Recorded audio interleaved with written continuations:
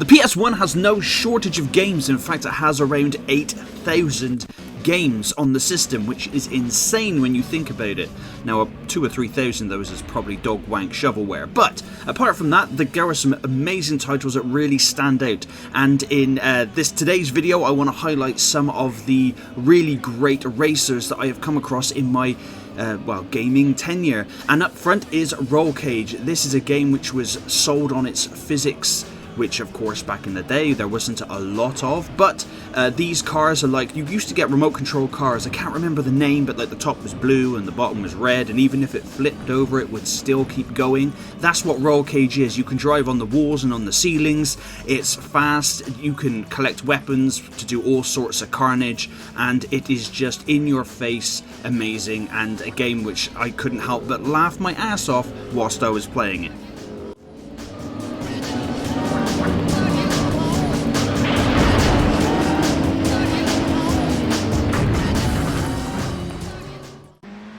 Up next is a franchise that is still going to this day on the PlayStation 5, and that of course is Gran Turismo. This is a 1997 racing simulation video game, and, well, it has stood the test of time. This was the first racing game I remember back in the day where you had to take part in getting your driver's license to be able to compete in certain events and drive certain cars, which at the time I thought, what the hell am I doing this for?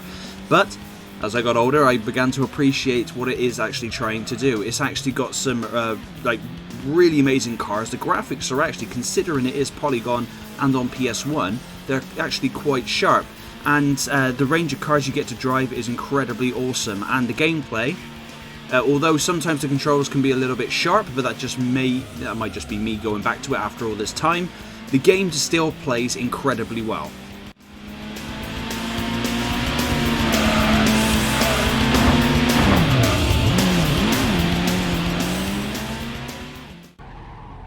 Up next is the absolute carnage, that is Carmageddon. Now this one was very popular amongst my friends back in the day, and this is a game where effectively you have to race against other racers, obviously, and you gain extra time for being able to get through your checkpoints by damaging other cars, collecting bonuses and power-ups and all that kind of stuff, and you could absolutely wreck yourselves and others. It can be a bit difficult, as if you miss a checkpoint it could be a pain in the backside to figure out which one it is you've missed, as it doesn't give you no arrows or indicators, you just kind of gotta go.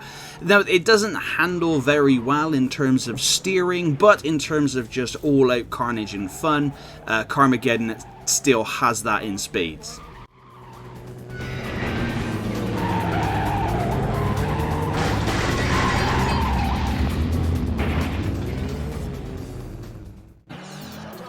Up next is one of the more popular arcade racers, and that is Ridge Racer, and more specifically this one is Ridge Racer Type 4. This is a game that had a heavy emphasis on drifting around corners and power sliding, which does not always go my way for some reason, I don't know why. I mean, I love rally games, so I'm pretty adept of, getting around corners and whatnot, but on this game sometimes it would work, sometimes it would spin me out like a maniac. But other than that, if you love arcade style racers, the Ridge Racer series is one that you will pretty much not go wrong with. There is a Grand Prix mode, and the graphics are pretty good, and you can have helicopters flying overhead. Yes, it's not nowhere near as good as games are these days in terms of graphics, but graphics don't make everything. Ridge Racer is definitely the arcade racers that I remember more predominantly in arcades.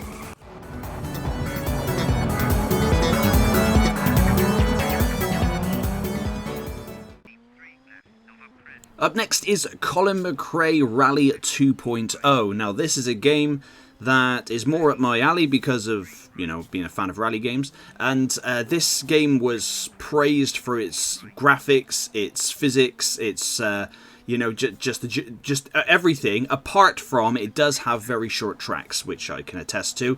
That is unfortunately a thing. But then, if it's just something you just want to pick up and play and have a few quick rallies on, then it's probably golden for you. And surprisingly, for their ages, Colin McRae Rally 1 and this one 2.0.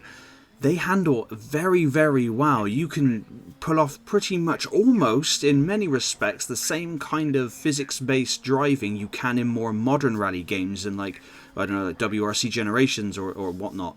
And, of course, the Colin McRae rally games evolved into Dirt, of course, after Colin McRae's passing. They dropped his name from the title.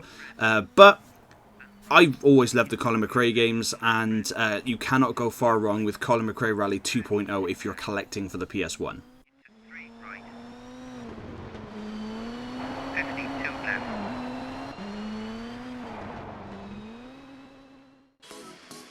And the last game we're taking a look at is Revolt. This is a really cool game where you race remote control cars around streets and sewers and whatnot, whatever normal suburban areas you'd like to find.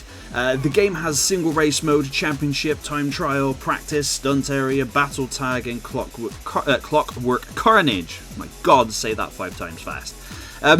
Now, unfortunately, the PS1 version does have the worst graphics and overall play.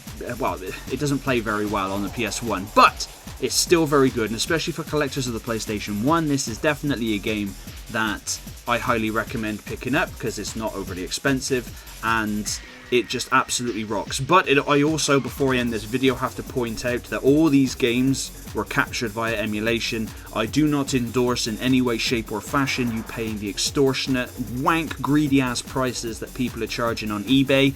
Like, for example, I'm currently streaming Digimon World on Twitch, an emulation of it, and let me tell you, if you try and buy that well, not brand new, but if you try and buy that on eBay physically, even for the platinum version, you are looking at 150 quid. 150 quid! I don't think so, not for a PS1 game. In my personal opinion, supply and demand can go suck a dick. Supply and demand does not justify these games being that much whatsoever, because if those games get faulty or they just don't work whatsoever, you cannot get a replacement because they do not make them brand new anymore. It is horrendous. Do not pay those prices. Emulation is free and at the minute in a legal grey area. I highly encourage that. But thank you very much for watching. If you have any suggestions for any further PS1 or any other kind of retro game videos, please pop them in the comments down below. And if you want to join my Discord, I will pop a link in the description down below, and we can get talking about games and even get up and play some games together. That would be awesome. But thank you very much for watching.